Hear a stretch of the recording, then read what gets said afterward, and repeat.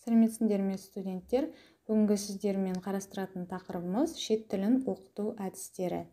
Сабағымыздың мақсаты шет тілін оқытудың әдіс-тәсілдерін меңгеру және оқушыларға шет тілін үйретуде осы әдіс-тәсілдерді тиімді пайдалана білу.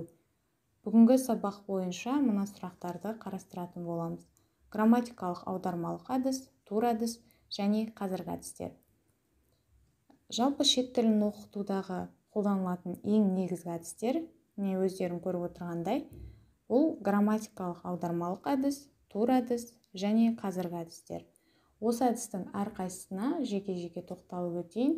Бірінші бұл бізде грамматикалық аудармалық әдіс. Грамматикалық аудармалық әдіс ең көне әдістердің бірі болып табылады. Бұл әдістің ерекшелігі тек классикалық тілдерде, әсіресе латын тілін оқытуда жиі қолданылады.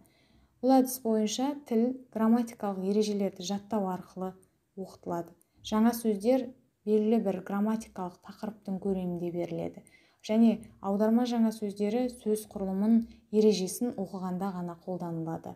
Грамматикалық аудармалық әдіс бойынша барлық жаттығулар белгілі бір грамматикалық ереженің аясында құрылады. Және ана тілінен шет тіліне, шет тілінен ана тіліне аудару арқылы оқытылады. Осы әдіске тән тағы бір ерекшелік, бұнда грамматикалық талдаудың болуы және тілді оқытудағы грамматикалық сатылар, яғни жеңілінен қиынына қарай көшу болып табылады. Қазіргі таңда осы грамматикалық аудармалық әдіс жиі қолданылатын әдістердің бірі болып табылады. Келесі бұл бізде тур әдіс немесе пальмер әдісі деп аталынады. Олай аталу себебі осы әдістің негізгі қағидаларын ұсынған әдіскерлердің бірі пальмер болып табылады. Сол себептен пальмер әдіс деп аталады. Осы тур әдістің негізгі ерекшеліктері шет тілін оқытуда негізгі бағыт тәжірибелік бағыт болып алынады және сөйлеу бірінші орынға қойылады. Ана тілі мүлдем назарсыз қалады. Және осы әдісте тілді үйрету ісінде аударма өте аз мөлшерде қолданылады. Керісінше ауызша және жазбаша жаттығуларға көп көңіл бөлінеді. Сондай-ақ грамматиканы оқытуда индуктивті әдісті қолданады. Және де айтылым дағдысына үлкен көңіл бөлінеді. Мәтіндердің мазмұнына, әсіресе тақырыпқа сай болуына баса назар аударылады. Әйтсе де осы әдістің бір кемшілігі оқу материалы сөздік қоры аз оқушыға тақырыпты түсіну қиынға соғады.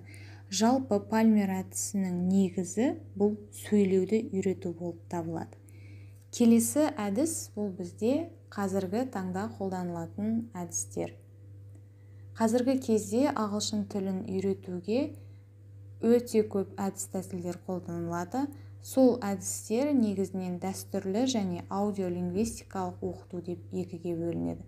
Жалпы қазіргі таңдағы әдістердің барлығы мынадай негізгі қағидаларға сүйенеді.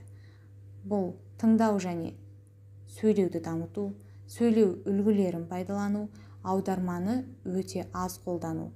Сондай-ақ грамматиканы үлгі арқылы оқытып, сөйлеуді үйретуде өмірмен тығыз байланысты жағдайларды қолдану. Міне студенттер, сіздермен бүгін шет тілін оқытудың негізгі 3 әдісін қарастырдық. Сіздерге тапсырма. Берілген сұрақтарға жауап беріп, тапсырманы орындаңыз.